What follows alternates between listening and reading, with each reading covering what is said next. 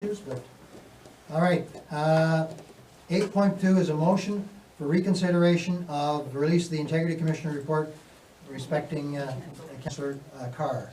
I have a mover for this, Councillor Paula Banks. Do I have a seconder?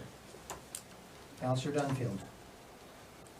Let me read the motion then. Whereas at the September 3rd, 2024 council meeting, a motion to reconsider the release of an Integrity Commission report was deferred until a response was received on options. And whereas resolution number 125-2024 was passed stating that prior to this council making the IC report public, we would like to investigate further options for unbiased review. Now therefore be it resolved, the Council of the Corporation of the Township of Rideau Lakes direct staff to place the Integrity Commissioner report referred to at the September 3rd, 2024 council meeting on this October 15th Municipal Service Committee meeting for debate and consideration. You heard the motion, discussion. Councillor Paula Banks. Thank you, Mayor. First, I would like to ask the CAO's opinion. When I was speaking with the Ombudsman on Friday, when she called me to let me know this letter was coming, she talked about, or the Thursday, sorry, the intent of the act.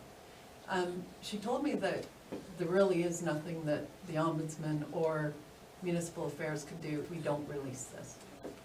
But she talked about we should follow the intent of the act.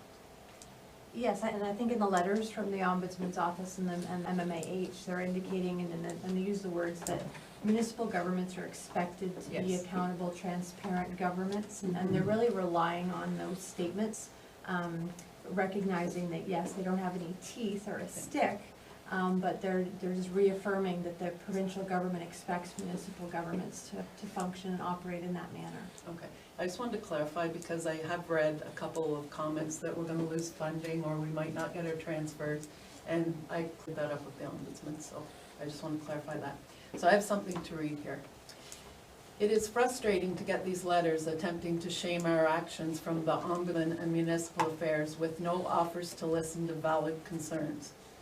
At least the representative from Municipal Affairs took time to find out we were already in the process of releasing this report before sending their letter. The letter says very little and merely speaks to the flavor of the act and that we are frustrating it.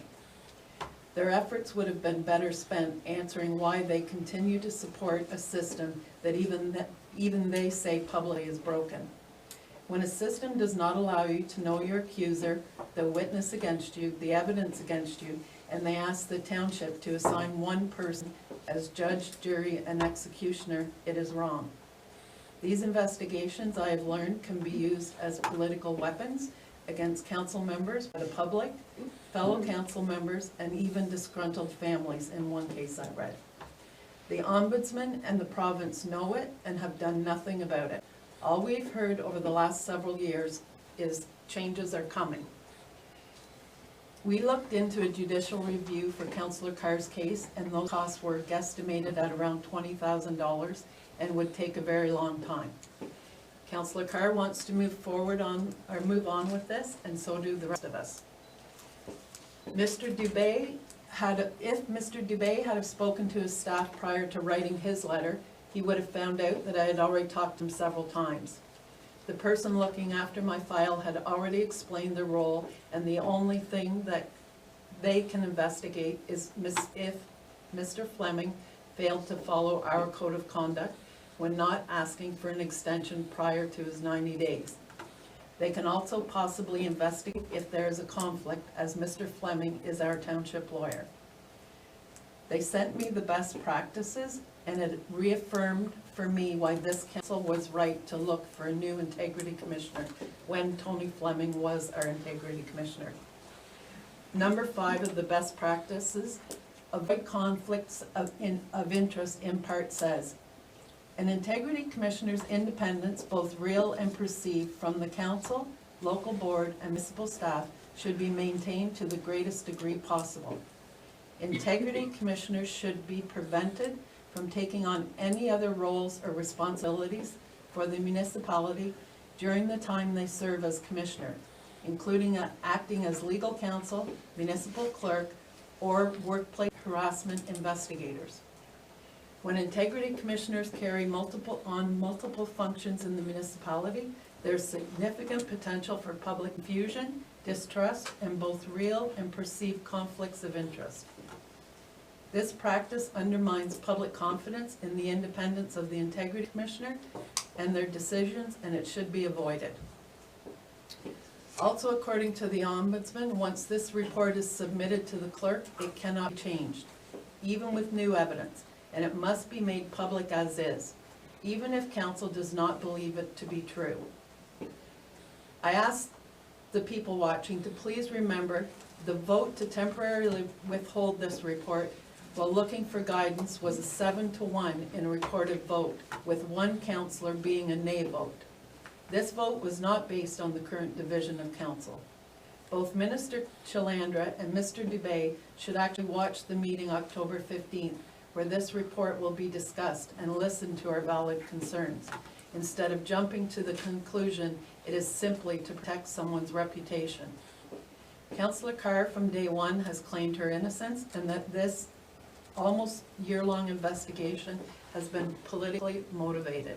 I think there is merit to her claims, or at least enough evidence we should hear her out objectively. So I will be asking all councillors to support this motion, please. Thank you for that. Councillor Delaney. Thank you, Your Worship. I'd like to get back to the motion that you've read and that's up on the screen. Can I assume that the recognizing the options part at the end has been removed? Because you stopped at consideration. Have the conditions been fully investigated? I can speak to that. I mean, it's up to the mover. No, However, Shelley, because we've now received a letter from the Ombudsman and a letter from the ministry, and we've also had our information about the judicial review, I believe council now has all of the information, so that the highlighted blue area could be removed. Okay, thank you. Oh, okay. I wasn't sure what the reference was because it's not on my paper here. Yeah, and I think just to speak for myself, when we voted that second time on considering this particular resolution, I voted in favor of the resolution because I was prepared to listen to what the Ombudsman might have to say. I was certainly not prepared to look at a judicial review because I knew of the time that would take, and the cost I was quoted was $30,000. So I did not want to burden the taxpayer with that kind of a burden for something that the judicial review, just like the Ombudsman, would simply look at how did the Integrity Commissioner do his investigation, did he follow the rules, and I would think that would be a waste of our resources. What happens is when the reports become public, as the reports that today will become public, we can consider whether we agree with the report or we disagree with the report, and whether we impose the penalty or we don't impose the penalty. That is really the entire intent of once the report is released. So, the motion's been read. Any further discussion? Councillor Hutchins. Thank you, Mr. Mayor. I'm a little confused about the logistics of all this. We're talking about Councillor Carr, right? Mhm. Right now? Well, But we're talking about releasing her report on Well- 14th. yeah, well, I thought that the Integrity Commissioner went over the 90 days and never reported it. If I may, we can't speak to the report until it's released on the 15th, so we should focus our discussion on whether or not we agree to release it on the 15th. That's correct. And then at 15th, we can have all of these questions answered. I guess I still don't get it, because it doesn't even get to that point if somebody asks for an extension. It should have never got to this point.